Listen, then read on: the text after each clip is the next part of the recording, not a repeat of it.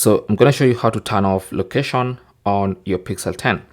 So you can turn off location for specific apps, and also you can turn off location completely on the entire phone. So go to settings.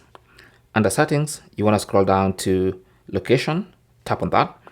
And then if you want to turn off the location for specific applications, just tap on app location permissions.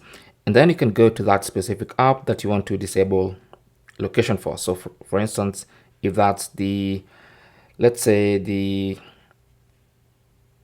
Instagram app. So you can go to Instagram and then select don't allow. Okay.